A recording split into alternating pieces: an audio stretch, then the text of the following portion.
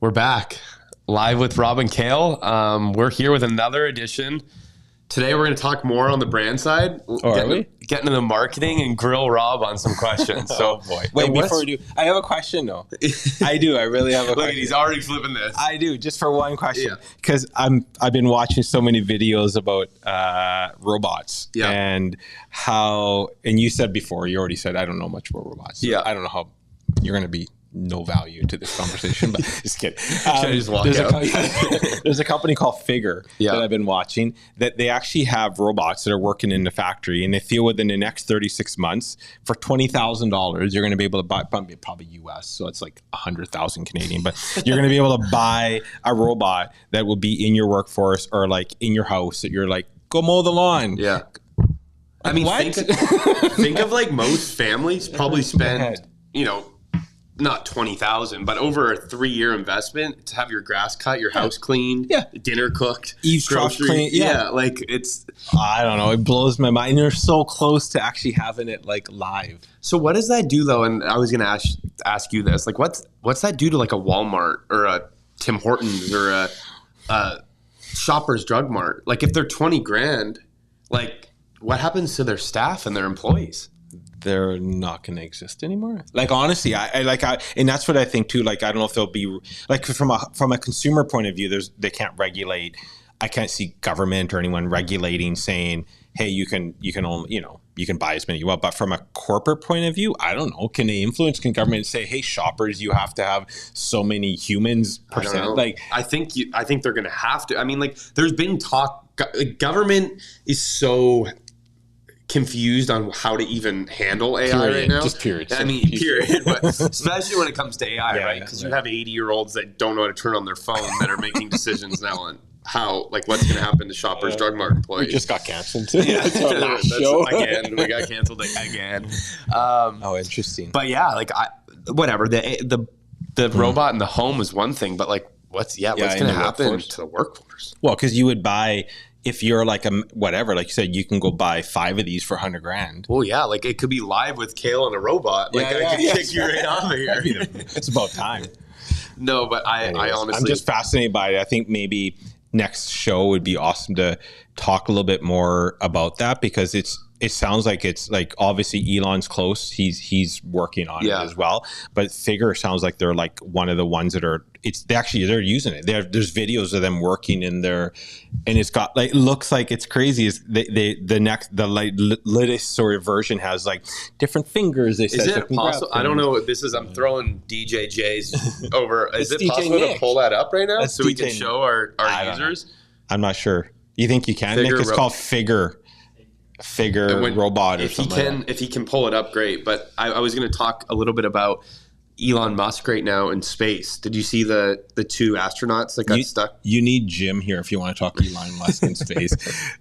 Well, I did see the ones that got stuck. Yeah, so they're stuck. Yeah. And so they're going to be stuck till February now because NASA doesn't have a way to get them back.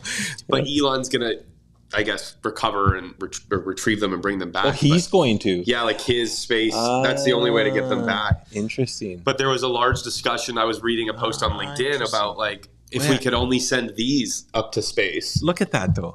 Yeah. And these are actually like that's not an AI generated video. These are actual robots that are working in this factory. Like, that's insane. Imagine what that's going to be able to do though. Like, in every industry, like you think healthcare, you think space, you think, mom and pop coffee shop for 20 grand. Like, I want one. I want 2. Like, I want them. They said it's going to be like buying a vehicle. That's how they want to make this. They want to make it like you're buying a vehicle, $20,000, whatever it may be. Yeah. I just don't know. Again, I don't know what the compute power, the resources that go in, how quickly they can build these. Are they going to have robots building more robots? Probably. It's not like humans. Like eventually robots are going to build themselves. Yeah. Well, they said it's all the AI voice command is powered by ChatGPT. So ChatGPT and OpenAI is obviously back to them. I think Microsoft's in for a couple $1 billion. Yeah. So this is the future. And I mean, like, they kind of walk like you. Look at that. Yeah, they do. Yeah. My old man walking. Shuffling. But, thanks for pulling that up. That's it's the future.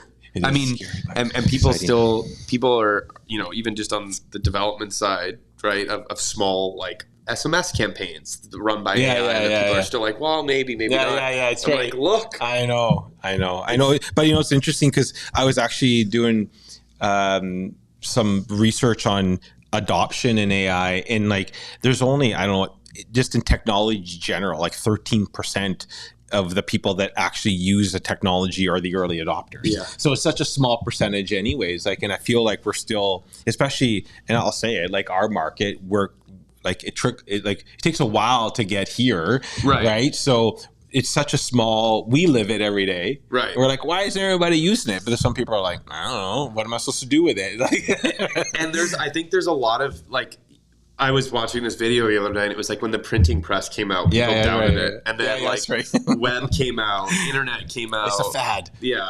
Wi-Fi. Like, you know, like all of these things that people just didn't believe in. But I'm excited for it. I really am. And I think that, you know, there's probably a lot of stuff that these robots are going to be able to do that, you know, we lack in industry because a lot of companies can't afford to bring somebody in and do, you know, certain tasks. You know, I look at like, you know, cleaning and restocking shelves and things like that, that businesses obviously need, but sometimes it's not as easy, especially in today's economy, to go hire someone and pay benefits and all that good stuff. Well, and they were talking about the interview that I saw, the guy that owns Figure, he's like 38 years old and is a billionaire. Yeah. No, it's for real. I saw that. You saw that? Yeah. So, and Peter Diamandis was interviewing him, and they were talking about these robots would be good to do these jobs that people just don't want to do. Yeah. Right? Like going into mines, going like space or whatever, that are either dangerous jobs or people just don't want to do them. Right. So at the very least, if they can help and know, like, so not the mainstream, it's, you know, eventually, I don't know, will it be my lawyer and my dentist? I don't know. Yeah. Maybe way after I'm gone, but that's where it's going to get to. And I think it will. And I do think, though, that there is, you know, not to scare everybody, I think there is a role for the government here to say, okay, like, how do we roll this out and not wipe out the middle class? Yeah, agreed. In the sense that, you know, if you're working one of those jobs and you enjoy working one of those jobs, you know, there should still be opportunity for people, you know, in the space. And I think there will be. I think it's going to have to be. But there's a lot of tasks. I was just seeing there's a new, off that company, snow removal. There's companies that they're talking about, like self-driving cars, 100%. But then robots that can go and they can actually put the plows on, take the plows off, and off you go. So. Anyways, I know I hijacked, but I thought that was interesting. I know you want to talk about brand today. So, well, I mean, that's good branding. So there you go. Well, and how do you build a brand like Future, you know, like how do you come out with something that's never been heard of and come out with values and especially in AI? Like I have more questions and you live this, but how do you create a brand that people value and believe in and don't say, hey, that's a threat and we're not going to touch that? Like, where's the ethics of a brand, especially with AI, and how do you sell that to a consumer? Yeah, it's interesting because I was reading that there's, and I don't know where it is, somewhere in the US, that there's businesses being created by AI, run by AI, and it's tax-paying business. There's not a human involved. Wow. So it's actually adding to the. So there's a fine line on sort of this whole GDP. You know, well, but there's like the word ethics, right? Like, so where, and I mean, it's above my pay grade, but there's all these models are scraping the internet for knowledge, right? And someone yesterday was saying, I was listening to a podcast saying, well, eventually, will they have scraped all the knowledge that ever existed? Right. Then what? Then they said, well, then a lot of the models like Strawberry, will start creating synthetic knowledge, and I'm like, that's crazy. So where does ethics go? Like if that stuff exists in the ether somewhere, and you take it and create something, are you unethical? I don't know. Like my opinion, not, because I think that's how I assume that's how our ideas are generated, like subconsciously. And I'm not a brain whatever, so brain. I don't know. What is it? A brain doctor. I don't know how humans, you know, if we're thinking that way or not, but all our ideas come from somewhere. I would think, right? So, but like, so if you're like, when you come out, I guess like, you know, the brands are going to storytell and they're going to talk about the benefits of AI, and there's so many. if you were launching a brand today, would you play into like could ethics be a positive of like, hey, we're building this AI and we've already thought about the future and we're building it in a certain way? Because I get clients all the time that come to me with fear. Right. And I don't know if the market is addressing the fear. Right, fair enough. They're bringing all this value, but there's people that are like actually scared of this, right? And they don't want this yet. For sure. How do you handle that as a brand? Well, and I think that to me, the number one thing is for a brand to be successful, that I always say it has to be authentic. Right. So you can come out and tell me that you're ethical and you're whatever, but if you don't live that, if you don't have that through all and to me, a brand, like taking a step back, like a brand is more than just the product you create. Brand is more than your logo. The brand is like every little step, like how you answer the phone, the color on your walls, the way you greet somebody when they walk in your store, the interaction on a website, the user experience. All of that lends to brand, right? So one element, and I think that's one thing that you and I are passionate about, is that you can create a really cool product, but if you don't do a good job marketing it, well, guess what? It's probably going to fail. Or you could be a superstar marketer, but your product sucks. Your website doesn't work. You go and click buttons, doesn't work. You can't take payment. You can't we don't have any clients like that. Yeah, but you know what I mean. It's going to fail. So you need to have both of those. And to me, a product is part of your brand. Yeah. Right. You know what I mean? Like it's not just because people think brand, they think colors, they think taglines, they think logo, business and I'm like, plan. It's so much more than that. It's so much more. And I think that's the downside when you say our industry, because I think in every industry it's like that. You find it, I'm sure, in your industry, is that there are people that just do the bare minimum from a marketing company perspective. Yeah. They just go, they're lazy. They'll buy Facebook ads and I'll create like leads and don't worry about like, there's all that. The discussions that we have with our clients is, when we dig deeper, the light bulb goes off. Right. Go, oh, I get it now. I'm missing this. I'm missing this part. Right. And it's hard sometimes to let them know. Right now I'm working with a client and they're so focused on their brand when it comes to their web, what it should look like, the visuals. And I'm like, but what about all the user experience? Right. What about like the SEO value, about all this stuff? And they're like, oh yeah, like thank you for bringing it to our attention, because the other agency was not telling us that. They're just about pretty. And I'm like, sure. So I showed them, we did an audit of saying, here's a website you love. They said they loved. Yeah. It's not performing. Terrible. Yeah. And terrible.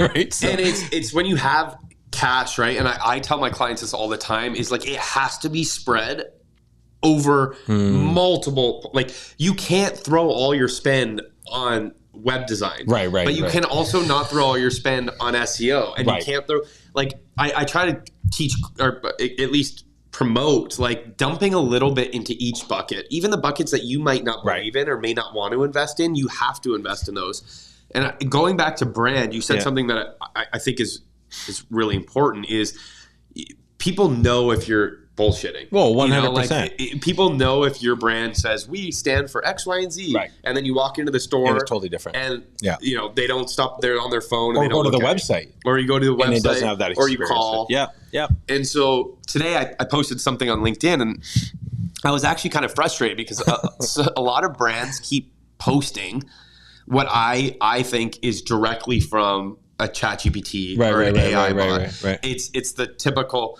write me a story about my brand, copy paste post. Yeah.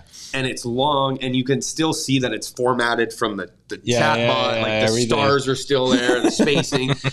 And large brands, I mean, we're talking 10, 15, $20 million a year businesses. These aren't mom and pop ideas that are trying to utilize it. Right.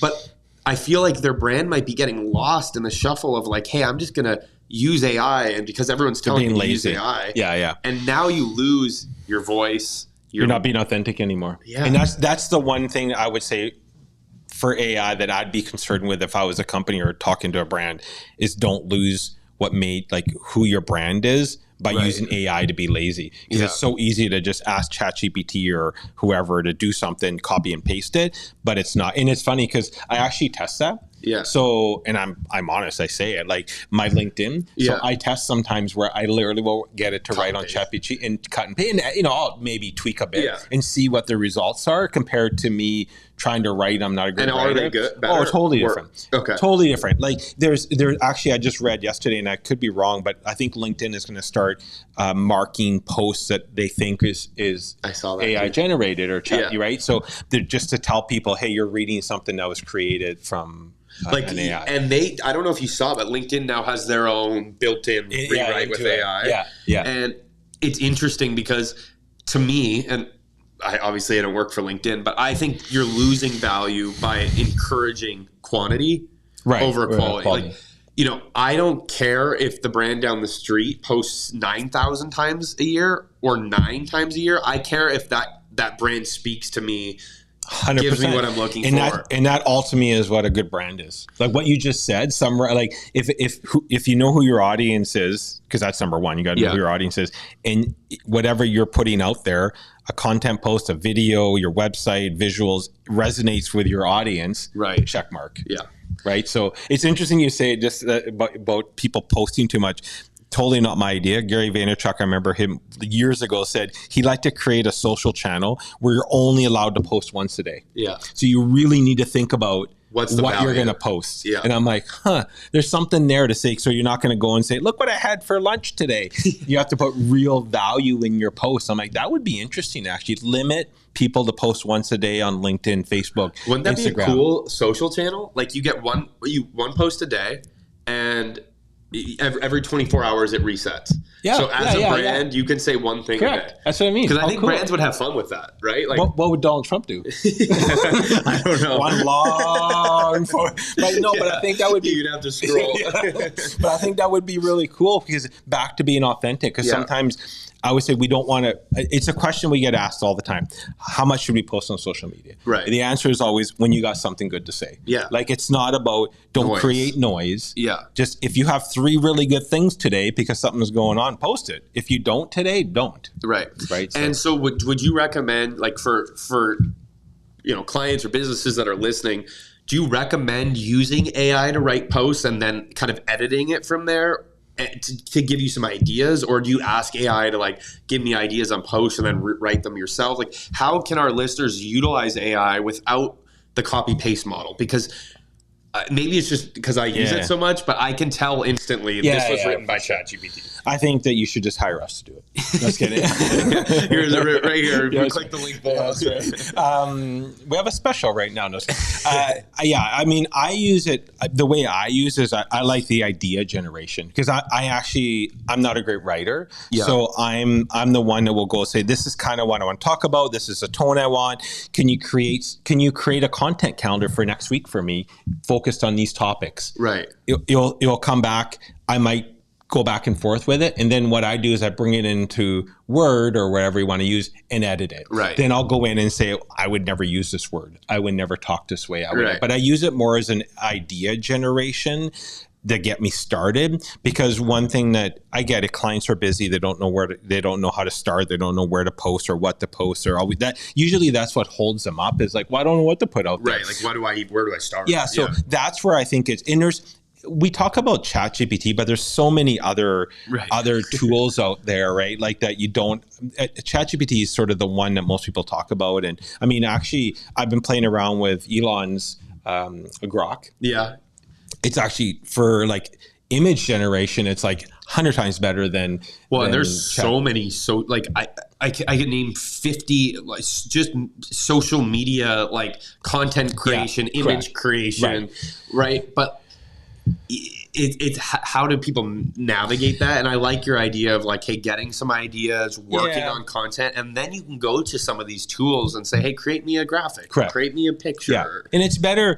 It's funny. I just talking to Nikki today about this is that I do this a video series with a dentist, Dr. Mark. Yeah. And I asked a question once and it stuck in my head. Like, how often should people brush their teeth? And he's like, well, 1 time a day is better than nothing. Right. So same thing for me, better to do something and start that process. Even if you're posting once a week and you can just use ChatGPT to post once a week, it's better than not having anything. Right. But but 100% do not get it to write, copy and paste it into something, because you will get punished. Like that search engine will punish you. Well, and 100%. I don't think people realize that. So if you're listening, Google will punish you. SEO will be hurt if you go to Perplexity, ChatGPT, whatever AI that you use, and you decide that you're going to copy and paste onto a blog, onto a social post, and use that content to move people to your website. Google is blocking that. Your SEO will plummet. Yeah. I tell people that so all the time. What's funny though? What if you use Gemini? If you use Google's tool? I still think so. Google's approach to it, and again, I'm still learning this as well, because Google hasn't actually come out and said, like, we're going to hurt your SEO. No, but you can see Google does not like and has never liked copy and pasting anybody else's content. Correct. And so Google's approach to this is AI is regenerated original content based off of somebody else's idea. Right. So you cannot drive people to your site and boost your SEO off of Rob's idea that was rewritten and then you ran with. Right. So I'm doing that all the time. Like clients are coming to me and being like, what happened? Like my SEO is dropping and dropping and dropping. I'm like, because someone above you is writing original content. Yes. And that may change. I think it will change. But right now, if you're a coffee shop and your SEO is plummeting and you're just using ChatGPT, that's why. I always say, it's relevant, timely content. That's what that's what Google's looking for. So the relevant part is like it's yours. It's right in. But you can use it as generation starters. I like type in it, create a little bit of a content calendar, maybe even suggest some hashtags to use. That's where I see value in that, because again, I'm an idea guy. I'm not a great writer. So if I can use it to help that way, or even if I write it and then throw it in, I have some tools where it's like, make it better, like fix my grammar, fix my spelling, with a push of a button. Stuff. Done. Like I use a tool called Quillbot actually. And I love it. That before. Yeah. And it's got a translation. So if you're like, I can push a button and it can write it in French and Italian and whatever. Like to me, that's where I could see now. If you're not that you would need it, but if you're in multiple countries and you need like that, those are the tools you can start using to your advantage. Right. And I think there's even ways to utilize it as idea creation, like you were talking about. And it's, even on the design aspect, like even in the last 4 years since I've taken over in-house consulting, like we used to do so much Figma design and wireframing, and like we would get into like the nitty gritty of like a line and a graphic. Now there's so many AI tools that can help you with visual elements and UI, UX, where my team can come in and you may already have user interface that you've gotten from an AI that we can just tweak, and now you've saved 25 hours plus on a designer. Yep, 100%. And I love that. I'm like, you know what? If I can save the client, why not? Some money, and you have a good start, it's a win. Or even just be able to put that budget elsewhere. Because one of the things that, as you're talking about content, that I was going to mention is where we've worked together is that you can help clients build systems that will create content for them, post it, that's customized, that's not like, I think people are like, oh, it's going to cost me like $100,000 to do that. It's not a huge investment as big as people think, but that's where we want to get to eventually. I think that would be really neat for. Well, there's a really large government-funded program in Kelowna that I'm working with a client. You probably know what I'm talking about. Yeah. And that's what they're doing. They're like, hey, we love ChatGPT, but we have 16 years of content. Can you create us our own bot that knows our tone, knows our voice, and will rewrite content that works for SEO? Right. That is possible to do. And so we're writing in their tone, we're writing in their voice, we're posting directly to their website. It wasn't a massive investment, but they're like, we don't have the time to continue to pump out 15 stories a week. Yeah. So can we utilize this to be original content in our tone and voice? And that's possible. And even being able to do that via SMS as well for clients. A lot of clients that have apps I like that are, they're trying to drive people to an app. So instead of sending a push notification, they're getting people to subscribe to text messages and then sending Rob morning, Rob. Looks cold in Kelowna today. Very, very just our background custom. Does. Yeah, not too bad. It actually looks great up there. DJ J didn't update that before vacation. That's right. But yeah, understanding that I think is important, and I don't think it's easy for people to understand that. No, so they're actually trying their best to utilize AI and actually being punished in the process.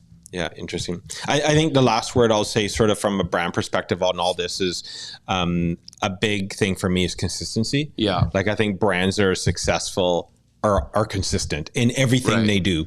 Like they don't cut corners. Like the way you answer the phone, consistent. The way their website's updated consistently. They're like, you market consistently. You don't like run it. It's like, I always use an analogy. You don't go to the gym for one day and go, I'm in shape now. Like that's what I did. Yeah. Well, there you go. So you know what I mean? Like being consistent in what you do makes sense, or has to make sense in order to be a good brand. And the other part I'd say add is like, I think you need to work at it. Yeah. Like there's no brand started at $1 billion value. Right. Most of them started somewhere. And they kind of fluctuate. Apple started in a garage. You know what I mean? Like, so I think that you need, and I always said, we drive around and you see billboards for McDonald's and Tim Hortons. Yeah.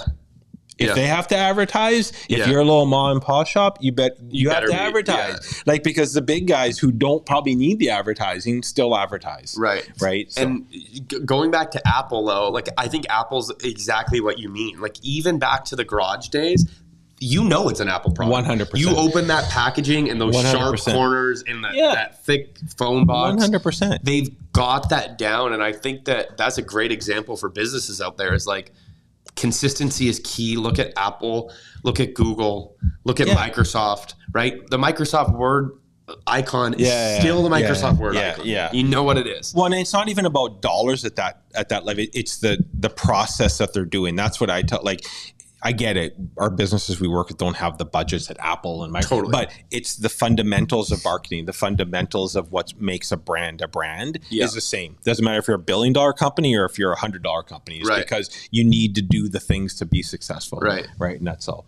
Yeah. And I guess, that comes down to how you influence your customer, because you can have the best product, right? But if nobody knows who you are, it's like, wait, is that same? 100%. I completely agree that consistency is key, and using AI responsibly and understanding that there's so many pros. I mean, I do it for a living. You do it for a living. There's so many pros to AI, but understand too that it's not as easy as just opening up your chat bot. Agreed. And posting it on LinkedIn. Please, I don't want to read those posts anymore. Well, and I think that's why they need to start limiting that, and that's why LinkedIn and Facebook and like they're going to have to start. It's going to kill them. But then we talked about it in an earlier episode about the influencer, the AI influencer. Like one day will Instagram be full of like just AI influencers? Well, and potentially, are we going to release an AI influencer? Yeah, not potentially, we are. Yeah, stay tuned. We might have someone sitting right here. Yeah, that's right. Well, that's it. All I got. That's all the questions you had. That was good. That was fun. Yeah, if you, if you have more questions about marketing, Rob's the guy to reach out to. Right here. Anytime. Yeah. Cool. Awesome. Well, thanks for joining us again. Bye.